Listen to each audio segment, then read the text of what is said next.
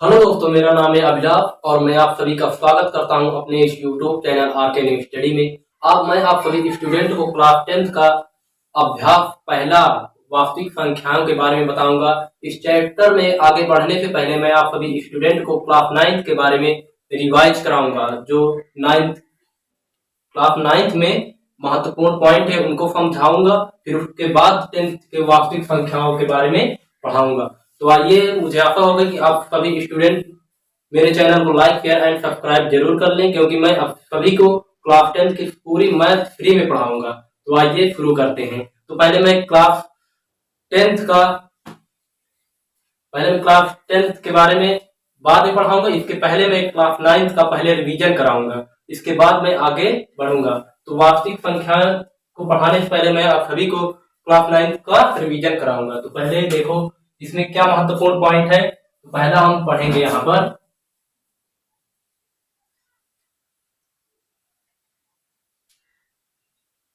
प्राकृतिक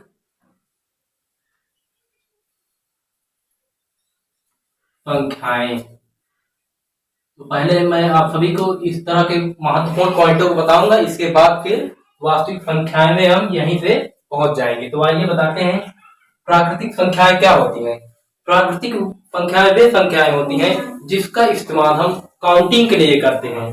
यदि आप सभी स्टूडेंट को कह दिया जाए कि आप ये बताएं कि आपके क्लास में कितने स्टूडेंट हैं, तो आप कहाँ से गिनना शुरू करेंगे। तो आप सभी स्टूडेंट एक से ही गिनेंगे ना।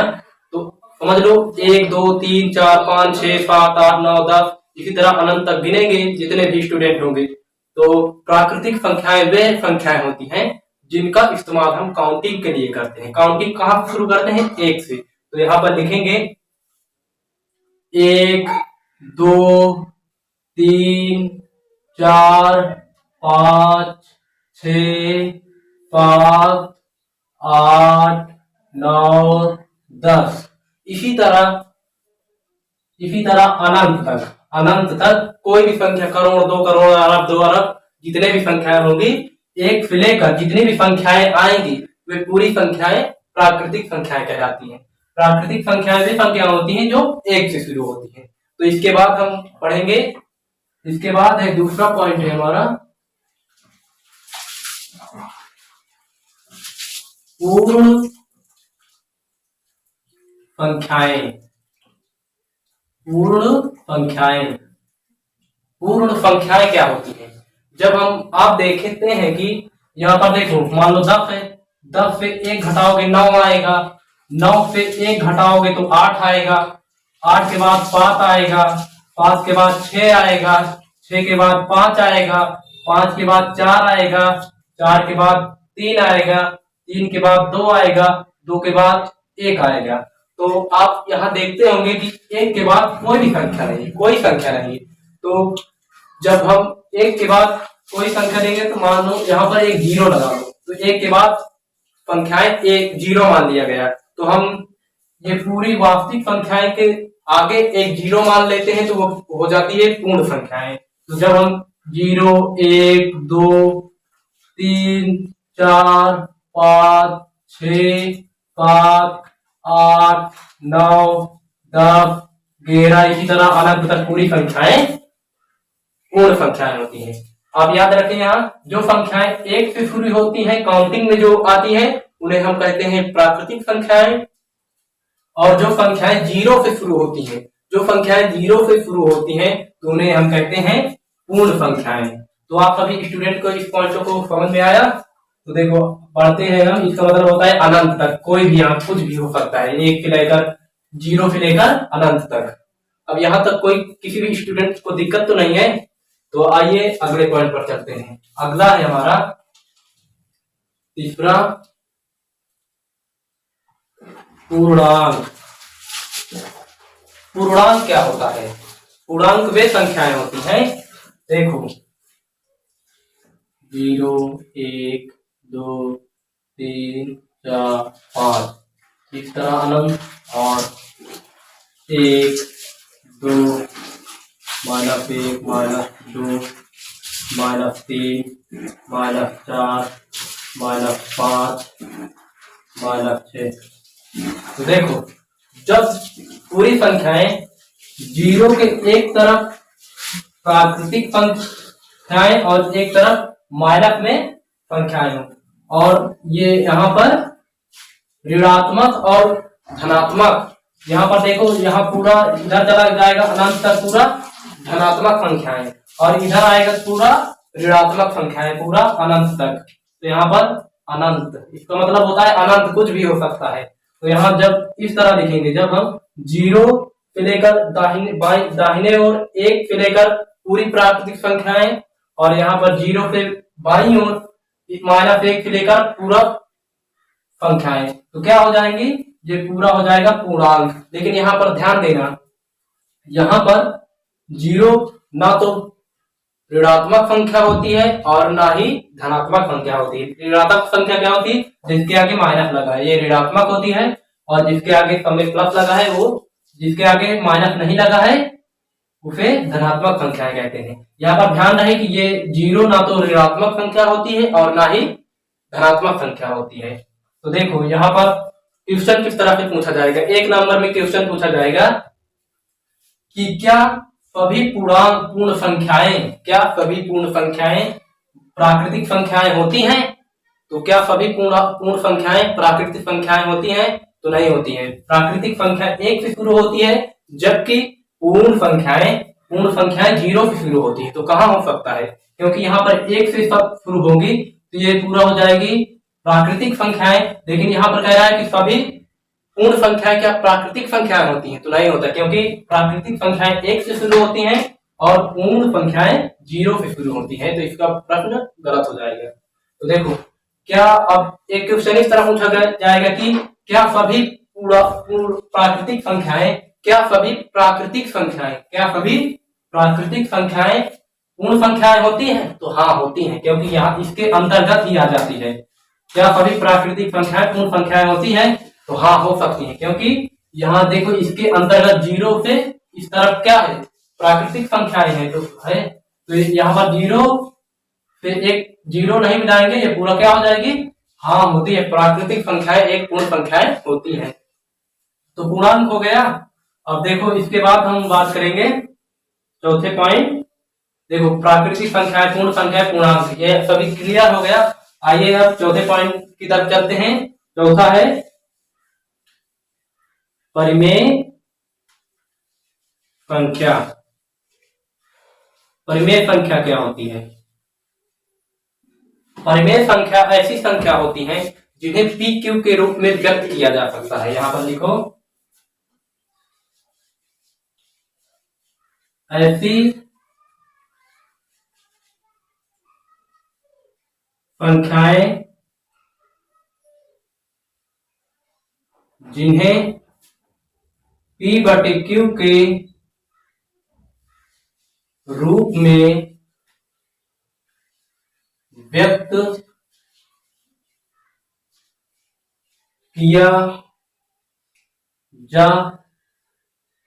किया जा सकता है, उन्हें परिमेय संख्या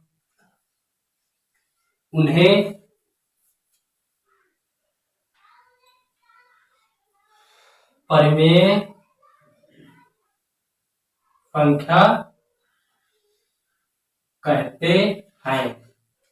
जिन्हें पी क्यू के रूप में व्यक्त किया जा सकता है उन्हें परिमेय संख्या कहते हैं। जहां पी व क्यू पूर्णांक होना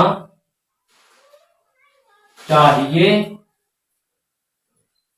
तथा क्यू बराबर ना होना चाहिए जीरो के। तो देखो क्या कह रहा है, ऐसी संख्याएं जिन्हें पी बटे क्यू के रूप में लिखा जा सकता है। पी बटे क्यू कोई भी संख्या हो सकती है, जिन्हें परिमेय संख्या कहते हैं, उन्हें ही परिमेय संख्या कहते हैं। जहां पी और क्यू, पी व क्यू पूर्णांक होना चाहिए। पूर्णांक क्या है? पूर्णांक सभी वास्तविक संख्याएं, पूर्ण संख्याएं, और ये इनमें से कोई भी संख्या हो सकती है। प्राकृतिक संख्याएं हो सकती हैं, पूर्ण संख्याएं हो सकती हैं।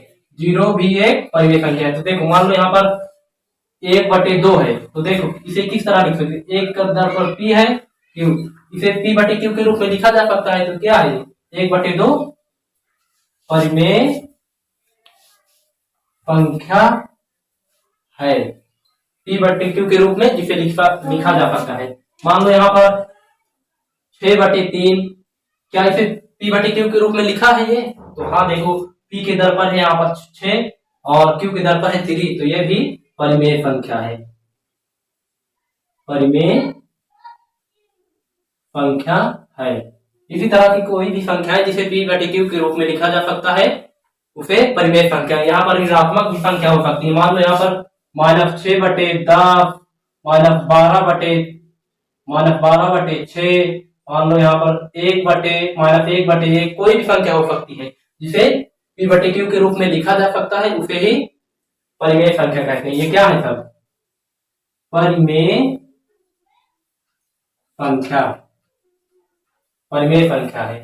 तो देखो, ऐसी संख्या जिसे P बटे Q के रूप में लिखा जा सकता है, वहां पर संख्या कहते हैं। जहां P बटे Q पूर्णांक होना चाहिए, P बटे Q पूर्णांक होना चाहिए, इस तरह की संख्याएं होना चाहिए, ना तो रूट की संख्याएं होना चाहिए और ना ही और कोई संख्या होना चाहिए, केवल इस तरह की पूर्ण और पूर्णांक संख्या होना चाहिए, माइनस में हो या प्लस में हो या कोई भी हो। यहाँ पर बताओ, ये है परिमेय संख्या है कि नहीं? तो देखो, 0/1 के रूप में लिख सकते हैं, तो ये क्या है? परिमेय संख्या है। ये 0/1 भी परिमेय संख्या है, 0 भी एक परिमेय संख्या है। ठीक, आपको इसे भी ध्यान में रखना है। तो आइए अब एक और पॉइंट है, इसको बताता हूं मैं। मान लो आप किसी संख्या को भाग देते हैं, भाग देने पर मान लो यहाँ पर मैंने भाग दिया 5 को 3 2 में, इस तरह है। तो 5 चौक 20, 3 यहाँ पर 2 है, 2 5 छक्का 30, 2 ये कट जाएगा, ये पॉइंट लगाया, 0 बढ़ाया, तो यहाँ पर 5 चौक 20। तो यहाँ से आपको क्या पता होगा कि ऐसी जो संख्याएं होती हैं जिसका भाग देने पर वह किसी समय शांत हो जाता है, मतलब किसी संख्या पर वह पूर्ण रूप से कट जाता है, तो वो भी एक क्या होती है? परिमेय संख्या। यहाँ पर क्या हो जाएगी? 4.32, 2.65, इस तरह की कोई भी संख्या हो जिसे भाग देने पर वह पूर्ण रूप से कट जाता है, तो क्या होगा? परिमेय संख्या है। लेकिन यहाँ पर एक और वो है कि यहाँ पर कोई किसी भी संख्या का काटता नहीं, कभी कभी काटता नहीं है, कभी कभी यहाँ पर ऐसे दे देगा 1.3333, यहाँ पर ऐसे ही देता चला जाएगा भाग देने पर। 3 बार करोगे फिर 3 आएगा, फिर 3 आएगा। जब संख्या का बार बार आवृत्ति हो, जब संख्याओं की बार बार आवृत्ति हो, तो वहां पर हो जाएगी परिमेय संख्या। ये भी परिमेय संख्या की ये है पांत, इसे कहते हैं पांत आवृत्ति। पांत ऐसी संख्या है जिसे भाग देने पर पांत ना हो, लेकिन एक संख्या बार बार रिपीट हो, तो क्या होगी? पांत आवृत्ति क्या होगी? और यह पांत आवृत्ति जो होती है परिमेय संख्या होती है, परिमेय संख्या होती है। आपको ये नहीं समझ में आया होगा, देख लिए यहाँ पर। जब हम यहाँ पर 22/7 को जब 22 में भाग दिलाएंगे तो क्या होगा? 7 22, 7 दून 14, 7 त्रिक 21, यहाँ पर सॉरी गलती हो गई, 7 त्रिक 21, 2 में से 1 गए, 1 ये कट गया, पॉइंट लगाओ, 0 बढ़ाओ, 7 एकम 7, 3 यहाँ हो जाएगा 7 पॉइंट, यहाँ फिर 0 बढ़ाओ, 7 चौक 28, फिर 2 आया, फिर कट गया, फिर 0 बढ़ाओ, 7 त्रिक 21, 7 दूना 14, फिर 6 आएगा, फिर ये कट गया, तो अब देखो 6 आया, फिर 0 बढ़ाओ। इसी तरह जब आप करेंगे तो ये कट नहीं रही है, बढ़ती ही जा रही है। तो जब कोई संख्याएं बार बार आवृत्ति हो, इस संख्या की देखो 1/4 की बार बार आवृत्ति होगी इसमें, तो क्या हो जाएगा? ये होगा परिमेय संख्या। अब मैं आगे बढ़ता हूं। ऐसी संख्या जिसका भाग शांत आवृत्ति, यानी जिसकी संख्याओं के बाद एक दो संख्याओं के बाद बार बार 3 3 3, देखो एक संख्या की ही रिपीटेड हो रही है ना, तो यहाँ पर ये हो जाएगी शांत आवृत्ति जो दशमलव प्रसार होता है। शांत आवृत्ति का जो दशमलव प्रसार होता है वे भी एक परिमेय संख्या के अंतर्गत ही आता है। आइए मैं अगले पॉइंट की ओर चलता हूं, जिसके बाद मैं पढ़ाऊंगा आपको अपरिमेय संख्या। अपरिमेय संख्या क्या होती है? अपरिमेय संख्या परिमेय संख्या के व्युत्क्रम होती है, मतलब परिमेय संख्या के व्युत्क्रम मतलब इसके विपरीत होती है। तो आइए इसे पहले रेंज कर देते हैं। इन सभी पॉइंटों को आप सभी स्टूडेंट कॉपी में नोट डाउन कर लीजिए। इसके पहले मैं फिर आपको अपरिमेय संख्या बताऊंगा। अभी शुरुआत है, अभी और कुछ बताऊंगा मैं आपको। अब पढ़ाऊंगा मैं आप सभी को अपरिमेय संख्याएं। अपरिमेय संख्याएं क्या होती हैं? अपरिमेय संख्याएं वे संख्याएं होती हैं, परिमेय संख्या के विपरीत होता है। अपरिमेय संख्या वे संख्याएं होती हैं जिन्हें पी क्यू के रूप में व्यक्त नहीं किया जा सकता। तो यहाँ आप लिखेंगे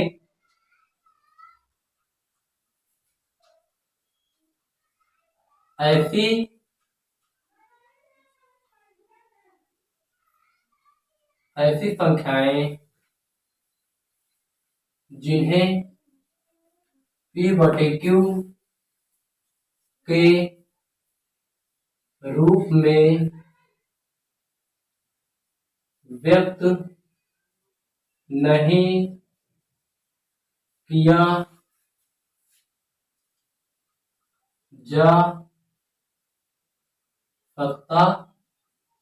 उसे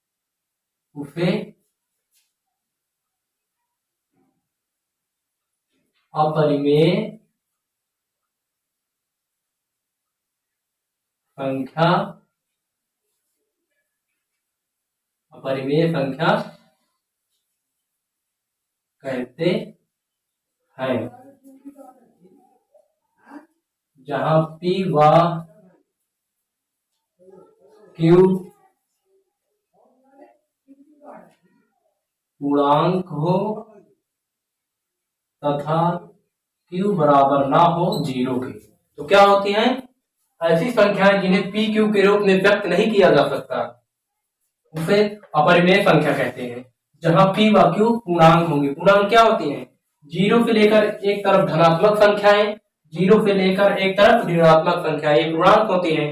लेकिन आप सभी स्टूडेंट देखे होंगे कि कई संख्याएं होती है जैसे √2, √3, √6, √7, √11, √13, इस तरह की कोई भी संख्याएं परिमेय संख्या के अंतर्गत नहीं आ सकती। आप सभी कहते होंगे कि ऐसी संख्याएं जो जिन्हें P बटे Q के रूप में लिखा जा सकता है वो तो परिमेय संख्याएं होती हैं। क्या इसे नहीं लिखा जा सकता? इसे एक मान लो तो क्या ये परिमेय संख्या हो गई कि नहीं? तो मैं आपको बताता हूं कि ये परिमेय संख्या नहीं है। तो देखिए क्यों नहीं है?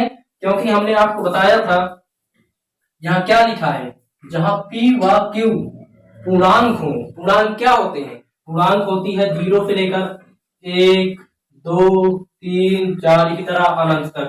पूर्णांक होती 1, -1, -2, -3, -4, -5। तो देखो पूर्णांक क्या होती है, यहाँ इसी तरह अनंत तक जाएगा। पूर्णांक क्या होती है? धनात्मक 0 से लेकर धनात्मक संख्याएं, 0 से लेकर ऋणात्मक संख्याएं। क्या इसमें कहीं पर आप सभी को ये दिख रहा है? क्योंकि ये रूढ़ में है, रूढ़ में है ना, तो इसीलिए पूर्णांक यह नहीं है। ऊपर वाली संख्या पूर्णांक नहीं है, इसलिए यह अपरिमेय संख्या के रूप के अंतर्गत आती है। तो मैं आप सभी को यहाँ पर इसे मेटता हूं। तो आप सभी को पता हो गया होगा कि क्यों नहीं इसे परिमेय संख्या के रूप में व्यक्त किया जा सकता। तो आइए कुछ और बताते हैं इन्हें। लेकिन आप सभी देखेंगे क्या 4 को परिमेय संख्या के रूप में नहीं व्यक्त कर सकते? तो हाँ देखिए यहाँ पर 4 का क्या कर सकते हैं हम? 2 गुणे 2 कर सकते हैं। जब रूट से जब हटेगा तो 2 आ सकता है कि नहीं?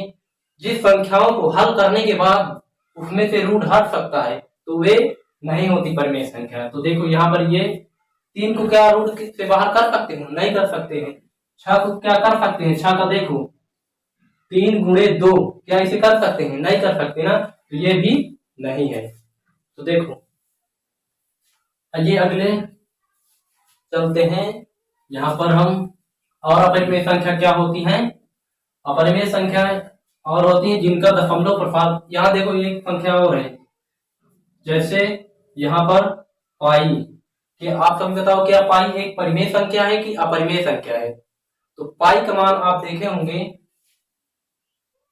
कि 3.142 और इसी तरह बढ़ता जाता है, किसी संख्या की आवृत्ति नहीं होती है। तो क्या हो जाएगा यहाँ पर पाई का मान क्या होता है 3.42 ये अपरिमेय संख्या के अंतर्गत आती है। जबकि पाई का मान क्या होता है 22/7 22/7 जो होता है ये परिमेय संख्या होती है, क्योंकि इसे मैं P/Q के रूप में लिख सकता हूं। लेकिन जब पाई का मान जो होता है ये जो होता है पाई और पाई का मान जो होता है ये अपरिमेय संख्या होती है। जबकि पाई का जो मान 22/7 होता है ये एक परिमेय संख्या होता है। तो आप इसे भी नोट डाउन जरूर कर लेंगे। तो और देखते हैं हम, और देखो कि भी किसी भी संख्या को जब भाग देने पर, किसी भी संख्या को भाग देने पर उसका दशमलव प्रसार पांत अनावृत्ति का हो। पांत अनावृत्ति हम अगले अध्याय में पढ़ेंगे, हम इसी अध्याय में पढ़ेंगे, अगले चैप्टर में पढ़ेंगे। देखो जैसे संख्या 1 2 3 4 5 7 9 6 2 किसी एक संख्या की आवृत्ति या एक या दो संख्या की आवृत्ति बार बार नहीं हो रही यहाँ पर। तो देखो जब भी किसी संख्या का दशमलव प्रसार शांत अशांत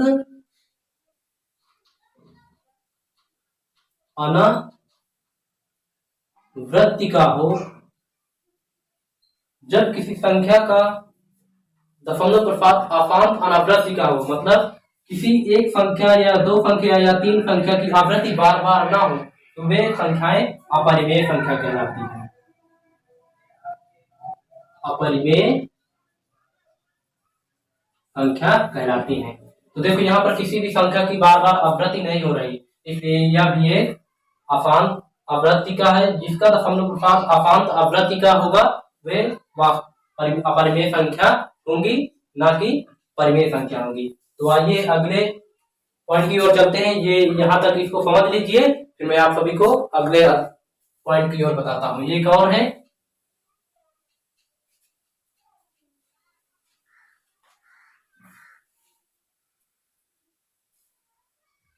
आइए अगले पॉइंट की ओर चलते हैं। अगला पॉइंट क्या है हमारा? अगला पॉइंट है हमारा पांचवा है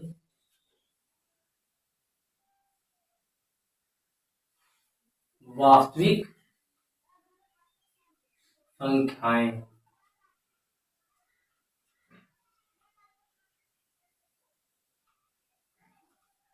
वास्तविक संख्याएं जो कि ये आपके चैप्टर का नाम भी है। हम आ चुके हैं आपके चैप्टर में वास्तविक संख्याएं। अभी हमने क्लास 9 तक का रिवीजन किया है।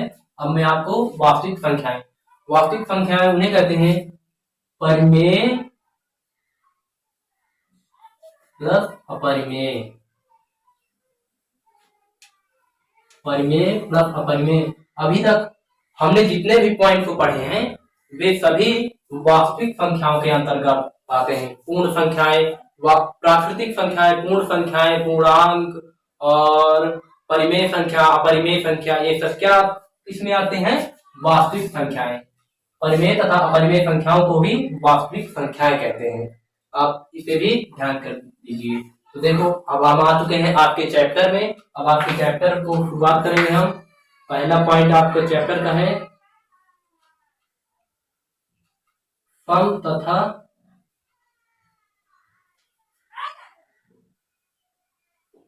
विषम संख्याएं। सम तथा विषम संख्याएं। सम संख्याएं कौन सी संख्या होती है? इसे तो आप जानते होंगे। ऐसी संख्याएं जो 2 से 2, 4, 6, 8, 10, 12, 14, 16, 18, 20, 22 इस तरह की कोई भी संख्याएं अनंत तक, ऐसी संख्याएं जो 2 से विभाज्य हो वे सम संख्याएं कहलाती हैं। और विषम संख्याएं क्या होती हैं? ये सम संख्या थी। और विषम संख्या क्या होती है? विषम संख्या ऐसी संख्या जो 2 से विभाज्य ना हो वे विषम संख्याएं कहलाती हैं। मान लो यहाँ पर 3, 6, ये 6 होता है, 2 से विभाज्य हो जाता है।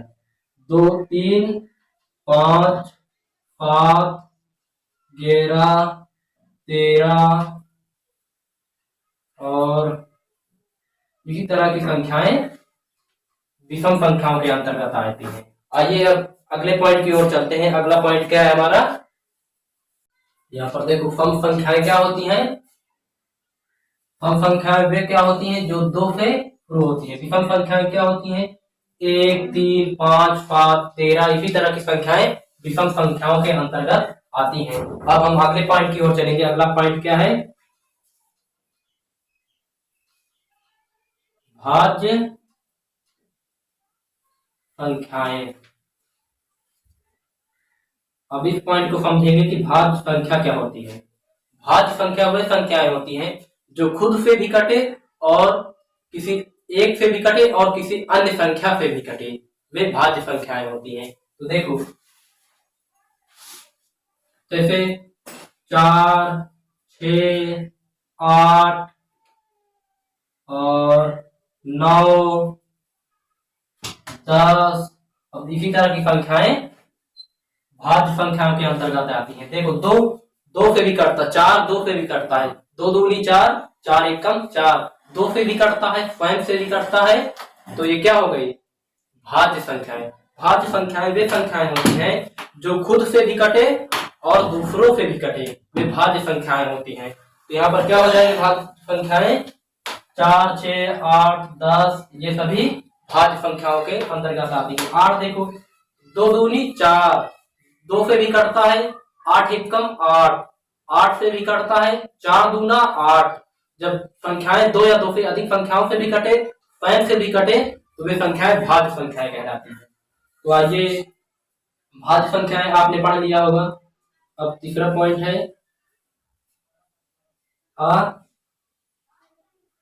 अभाज्य संख्याएं।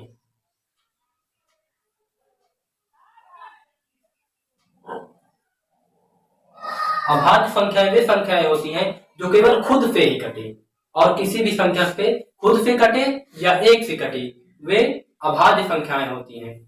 लेकिन भाज्य संख्या क्या होती है, जो खुद से भी कटे, स्वयं से भी कटे, दूसरे संख्या भी कटे, उसे भाज्य संख्याएं। लेकिन जब संख्याएं खुद से कटे और एक से कटे केवल, तो होगी अभाज्य संख्या। जैसे 2 केवल एकमात्र सम संख्या है जो केवल एकमात्र सम संख्या है जो खुद से भी कटती है। तो क्या हो जाएगी, 2 एकमात्र संख्या है जो खुद से भी अभाज्य संख्या है।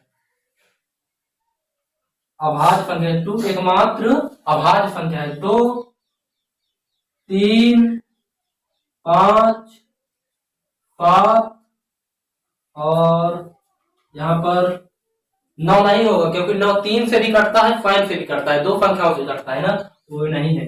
और यहाँ पर हो जाएगा 11, 13 और 15 नहीं होगा क्योंकि 15 3 से भी कटता है, 5 से भी कटता है और 5 से भी कटता है, तो ये भाज्य संख्या के अंतर्गत आती है। 13 के बाद क्या हो जाएगा, 17, 19, 23 इसी तरह की संख्याएं अभाज्य संख्याओं के अंतर्गत आती है। अभाज्य, लेकिन यहां पर मैं आपको बता देता हूं कि 2 एकमात्र अभाज्य सम संख्या है। इस पॉइंट को आपको नोट डाउन कर लीजिए। 2 सम संख्या होती है, एकमात्र सम संख्या है जो अभाज्य संख्या होती है। यहाँ पर 2 एकमात्र अभाज्य संख्या है। तो आइए अगले पॉइंट की ओर चलते हैं। चौथा पॉइंट है अभाज्य संख्या के बाद है हमारा, आइए मैं इसे पहले मेट देता हूं क्योंकि यहाँ पे जगह नहीं है, तो आइए यहाँ पर मेट देता हूं। इसे नोट डाउन जरूर कर लेना आप सभी स्टूडेंट।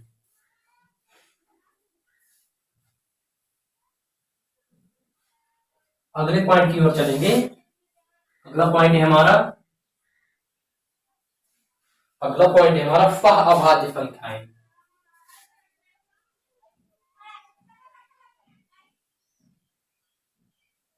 अभाज्य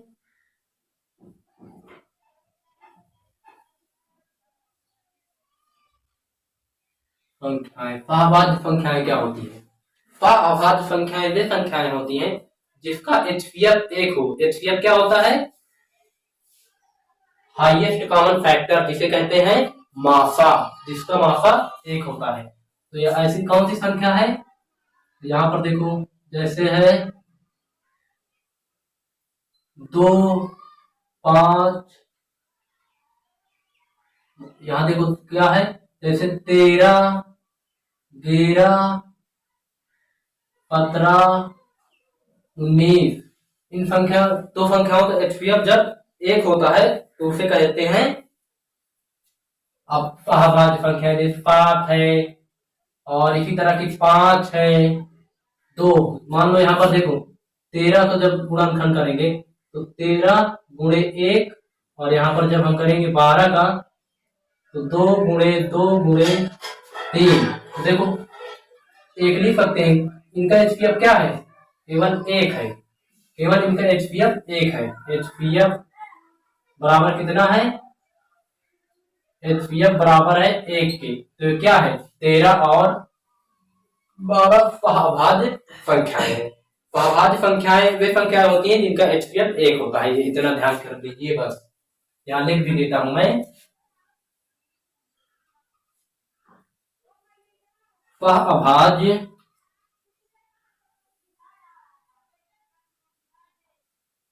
संख्याएं वे संख्याएं होती हैं जिनका एचपीएफ 1 होता है। अभाज्य संख्याएं वे संख्याएं होती हैं जिनका एचपीएफ 1 होता है। केवल इतना ही आप ध्यान दीजिए। मान लो यहाँ पर देखो, जैसे 6 है, यहाँ पर इसका, और यहाँ 8 है। यहाँ देखो इसका गुणनखंड जब करेंगे 2 गुणे 3, और जब इसका गुणनखंड करेंगे 2 गुणा 2 गुणा 2।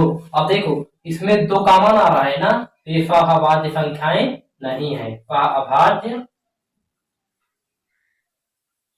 नहीं है। जिसमें भी उभयनिष्ठ गुणनखंड आ जाए वो अभाज्य नहीं है। अगर यहाँ पर एचपीएफ 1 होता, ये उभयनिष्ठ नहीं होता, तो ये भी अभाज्य संख्याएं होती। इस प्रकार आप सभी स्टूडेंट ध्यान कर लीजिए कि अभाज्य वे संख्याएं होती हैं जिनका केवल एचपीएफ 1 होता है। मैं इसे भी आप नोट डाउन जरूर कर लीजिए, मैं इसे मेट रहा हूँ।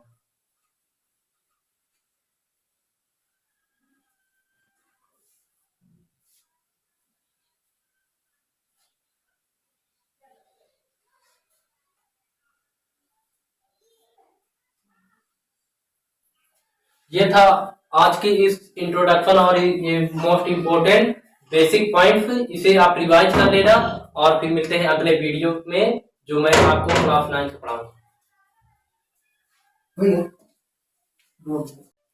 आइए दोस्तों अगले पॉइंट की ओर चलते हैं। हम अगला पॉइंट है एक और है, इसके बाद हम कल करेंगे। आज हम पढ़ेंगे पहले यूक्लिड विभाजन